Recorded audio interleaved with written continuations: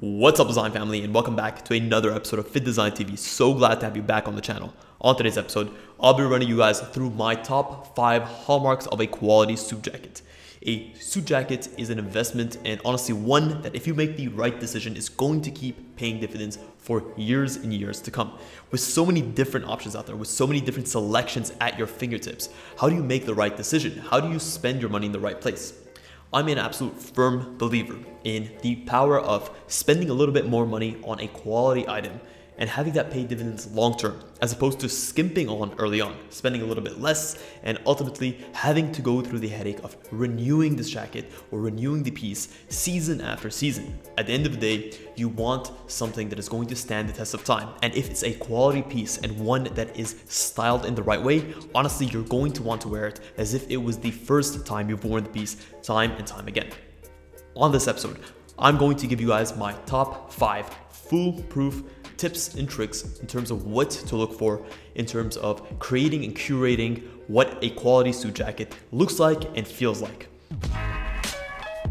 What's up, design family, and welcome to Fittdesign TV. So glad to have you here. On this channel, we discuss all things sports fashion, graphic design, manufacturing, and technology. We'll discuss key topics, answer pressing questions, and provide actionable steps on starting your own product line. If you're interested in any of the above topics, stick around. You're in for a good one.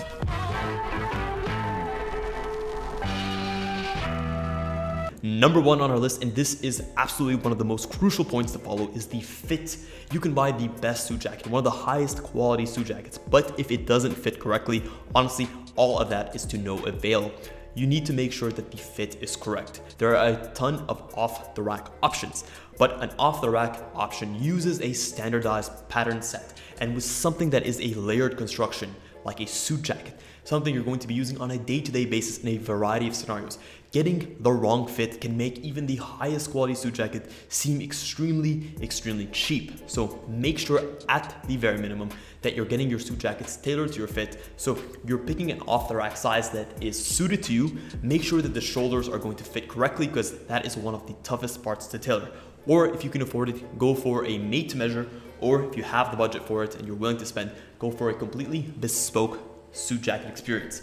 When it comes to areas that you should look at for the fit, there are a couple of key components.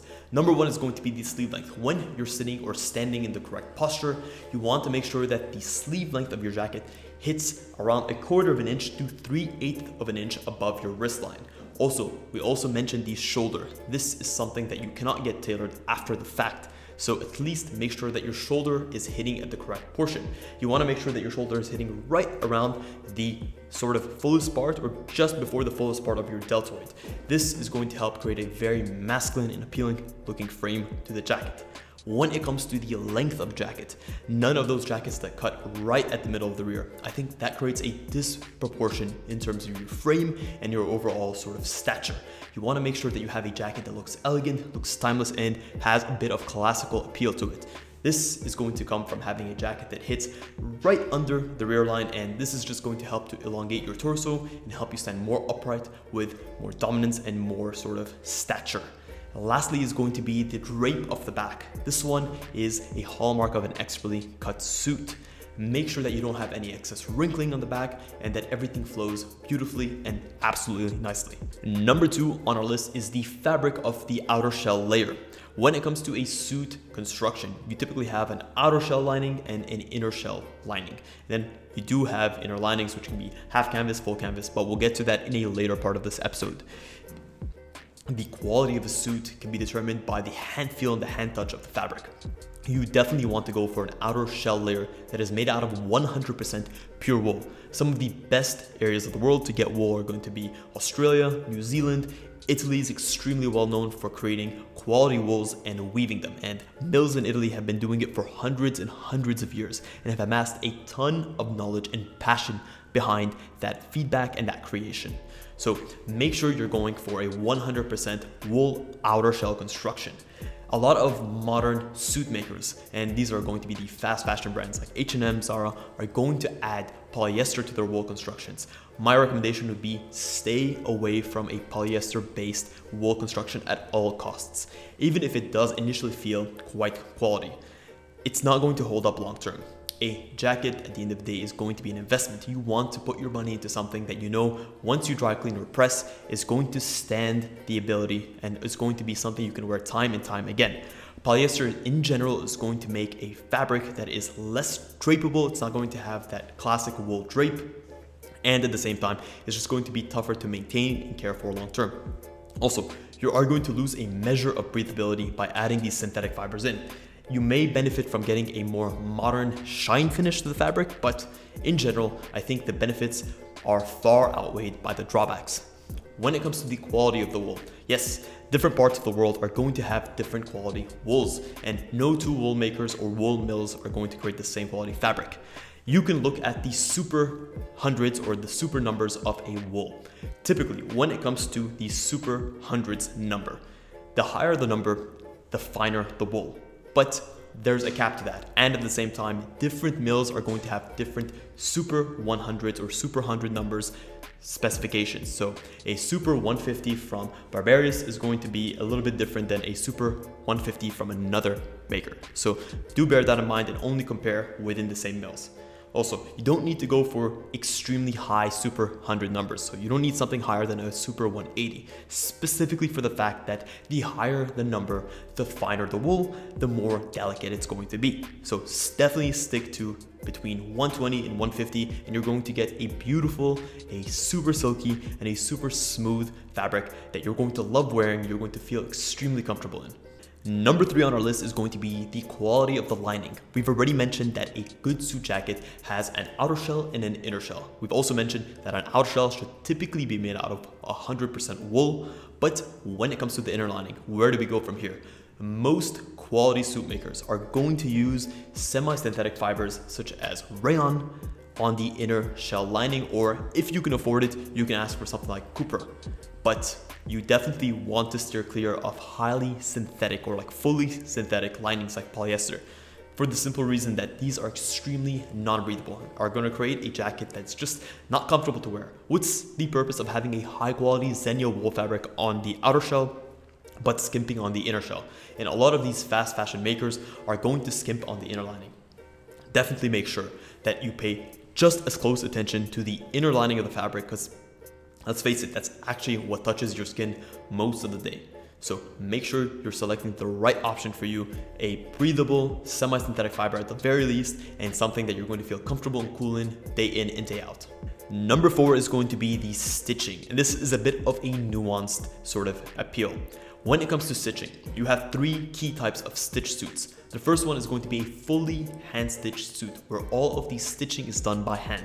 Second one is going to be a half hand-stitched suit where some parts are going to be stitched by hand, some parts are going to be machined, and then you have a fully machine-made suit. Each of these is going to have their own pros and cons, but my recommendation would be definitely stick to either a fully hand-stitched suit if you can afford it, or at the very least, a half hand-stitched suit. So what is the appeal of a fully hand-stitched suit? Well, when it comes to the way that your garment is put together, really the glue that brings everything together is the stitching. When it comes to a human touch, a man or a tailor is going to be able to look at a seam and stitch it in a way and web together the pieces in a way that is going to help to create structure and dimension to the suit. It's going to help it drape in a beautiful way. It's going to complement the curves of your body. And in general, it's just going to give you a much more appealing and dominant stature versus something like a fully machine-made suit where a lot of the seams are just going to lay flat. They're going to look dull and they're not going to curve around your body. I promise you, when it comes to the stitching, you can literally sculpt the seams of a suit around the shape of your body. Depending if you have a sloping shoulder line or if you have a slightly larger pec on one side than the other, a hand-stitched suit can actually take that into account and can create beautiful curvature that really evens out all those irrelevant or incongruent proportions of your body. Number 5 on our list, and this is one of the kind of most underlooked points when it comes to the quality of a suit, is the type of construction. We've already mentioned that a suit is made out of 3 layers of fabric: the outer shell, the inner lining, and now the canvassing or the interlining. The way that the interlining is attached to both of these layers is a big tell in terms of the quality of the suit and the time and attention that's being paid to it. There's three types of ways to attach your interlining. The first one is going to be your fully canvas suit, where your interlining typically covers the entire suit construction. Number two is going to be your half canvas. This is a nice balance of both quality spectrums. And the last one is going to be a fully fused interlining, where heat is applied onto the interlining to fuse the outer layer and the inner layer together.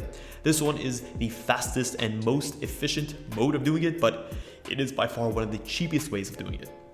So what's the difference between each? Well, we've already mentioned that a half canvas interlining is sort of the middle ground. It's the sweet spot.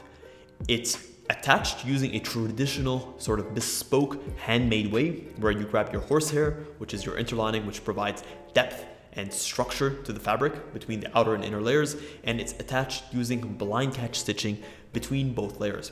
This one sort of creates a floating construction and allows you to move freely within the garment, but without having to suffer the long-term effects of the durability of the fabric long-term.